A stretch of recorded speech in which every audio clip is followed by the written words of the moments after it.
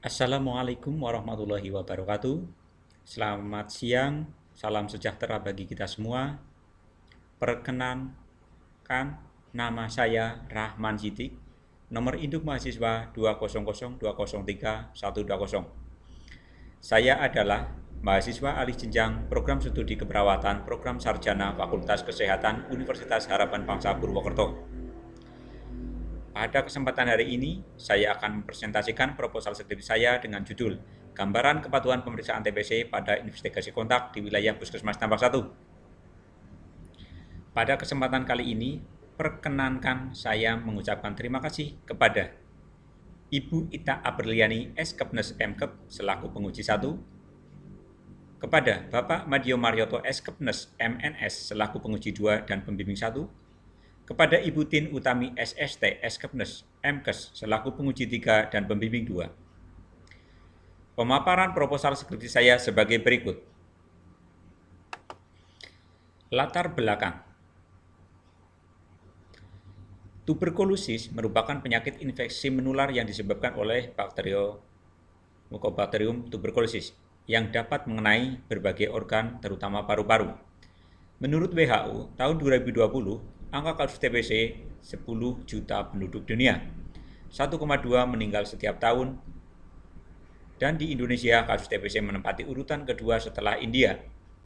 Dari data profil kesehatan Indonesia, tahun 2020, Provinsi Jawa Tengah menempati urutan ketiga dengan 54.640 kasus. Kemudian menurut data dari profil kesehatan Provinsi Jawa Tengah, Kabupaten Banyumas menempati urutan keempat dengan 1.334 kasus. Menurut data dari profil kesehatan Kabupaten Banyumas, Puskesmas Tambak 1 menempati urutan terendah di tahun 2020 dan 2021, yaitu tahun 2020 14 kasus, tahun 2021 13 kasus. Penurunan penemuan kasus TBC di Puskesmas Tambak 1 salah satunya adanya pandemi COVID-19. Tujuan penelitian. Tujuan umum, menganalisis gambaran kepatuhan pemeriksaan TBC pada investigasi kontak di wilayah Puskesmas Tambak 1. Tujuan khususnya, mengidentifikasi karakteristik kontak berdasarkan usia dan jenis kelamin, mengidentifikasi kepatuhan pemeriksaan TBC pada investigasi kontak di wilayah Puskesmas Tambak 1. Manfaat penelitian 1. Bagi institusi pendidikan, menambah pengetahuan keperawatan dalam investigasi kontak untuk mengoptimalkan program penanggulangan TBC. Bagi Puskesmas Tambak 1, hasil penelitian ini dapat meningkatkan penemuan kasus TBC pada investigasi kontak. Bagi keluarga dan masyarakat, menambah pemahaman tentang penyakit TBC dan meningkatkan peran aktif kader dalam mencegah penularan TBC sebagai hasil dari investigasi kontak. Bagi peneliti, pelaksanaan penelitian ini merupakan kesempatan bagi peneliti untuk mengaplikasikan teori maupun studi untuk meningkatkan kemampuan dalam menganalisa masalah sehingga dapat meningkatkan program TBC investigasi kontak. Bagi profesi perawat, sebagai informasi dalam rangka meningkatkan mutu pelayanan, keperawatan optimal khususnya kepatuhan pemeriksaan TBC pada investigasi kontak. Tinjauan teori. TBC merupakan penyakit menular langsung yang disebabkan oleh kuman TBC, Mycobacterium tuberculosis. Bakteri ini berbentuk batang dan bersifat tahan asam sehingga sering dikenal sebagai basil tahan asam atau BTA. TBC bukan penyakit guna-guna atau kutukan. TBC juga bukan penyakit keturunan. Sebagian besar kuman TBC menyerang paru-paru, tapi juga bisa menyerang organ lain. Gejala utama TBC adalah batuk terus-menerus lebih dari 2 minggu. Batuk bisa disertai darah, sesak nafas, nyeri dada, badan lemes, nafsu makan berkurang, berat badan turun, rasa kurang enak badan, lemes, demam meriang berkepanjangan, berkeringat malam hari walaupun tidak melakukan kegiatan. Penularan TBC melalui percikan ludah pasien TBC yang batuk atau bersin dan terhirup dengan tidak sengaja oleh orang di sekitarnya. Penemuan pemeriksaan pasien TBC dilakukan secara aktif pada keluarga pasien kontak yang disarankan untuk pemeriksaan dahak dan penemuan secara pasif pada pasien batuk curiga TBC saat periksa ke puskesmas. Pemeriksaan TBC sekarang menggunakan TCM, yaitu tes cepat molekuler untuk mendiagnosa. Pemeriksaan makroskopis dilakukan untuk konversi, yaitu untuk mengetahui kemajuan pengobatan TBC pada tahap awal pengobatan, tahap lanjutan pengobatan, dan tahap akhir pengobatan. Kepatuhan berasal dari kata patuh yang berarti disiplin. Kepatuhan adalah tingkat pasien untuk melaksanakan dan cara perilaku yang disarankan. Kepatuhan pemeriksaan TBC adalah istilah untuk menggambarkan perilaku patuh dan pemeriksaan TBC pada investigasi kontak. Hal ini dilakukan untuk melatih kepatuhan pada kontak. Investigasi kontak adalah kegiatan untuk meningkatkan penemuan kasus TBC dengan cara mendeteksi secara dini dan sistematis terhadap orang yang kontak dengan pasien TBC. Dilaksanakan terhadap semua pasien TBC terkonfirmasi bakteriologis TBC. Kerangka teori, TBC merupakan penyakit menular langsung yang disebabkan oleh kuman TBC, Mycobacterium tuberculosis. Bakteri ini berbentuk batang dan bersifat tahan asam sehingga sering dikenal dengan basil tahan asam atau BTA. Penegakan diagnosa TBC sekarang dengan cara pemeriksaan TCM. Investigasi kontak adalah kegiatan untuk meningkatkan penemuan kasus TBC dengan cara mendeteksi secara dini dan sistematis terhadap orang yang kontak dengan pasien TBC. Hal ini dilaksanakan terhadap pasien TBC terkonfirmasi bakteriologis. Investigasi kontak dilakukan dengan penemuan pasien TBC, dilanjutkan dengan penjadwalan kunjungan, lalu dilakukan edukasi TBC mengenai tanda gejala, penularan, pencegahan, dan diajarkan cara pengumpulan dahak untuk pemeriksaan dahak melalui leaflet. Pelaporan penyetoran pot seputum pada petugas, yaitu pada hari kedua sampai dengan hari ke-14 setelah investigasi kontak, yaitu dahak pagi dan dahak sewaktu, dengan cara menghubungi nomor HP petugas. Kontak dinyatakan patuh pemeriksaan TBC jika mengumpulkan dahak, yaitu 1 pot dahak pagi dan 1 pot dahak sewaktu.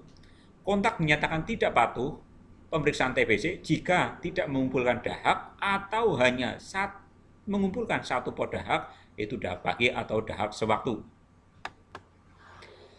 Kerangka konsep. Gambaran kepatuhan pemeriksaan TBC pada investigasi kontak, yaitu gambaran responden yang mengumpulkan dahak untuk dilakukan pemeriksaan dahak. Responden dikatakan patuh jika responden mengumpulkan dahak 2, yaitu pagi dan sewaktu. Dan dikatakan tidak patuh jika responden hanya mengumpulkan 1 dahak pagi atau sewaktu dan tidak mengumpulkan dahak. Metode penelitian. Metode penelitiannya menggunakan deskripsi kualitatif, lokasi penelitian dan waktu penelitian. Lokasi penelitiannya di Puskesmas Tambak 1. Waktunya pada bulan Maret sampai dengan April 2022. Populasinya 40 orang dan sampelnya itu berdasarkan kriteria eksklusif dan inklusifnya diambil 36 orang. Kriteria inklusifnya usia 17 tahun sampai dengan 65 tahun, bisa baca tulis, kontak serumah, ada gejala. Kriteria eksklusifnya usia kurang dari 17 tahun atau lebih dari 65 tahun, tidak bisa baca tulis, tidak kontak serumah, tidak ada gejala.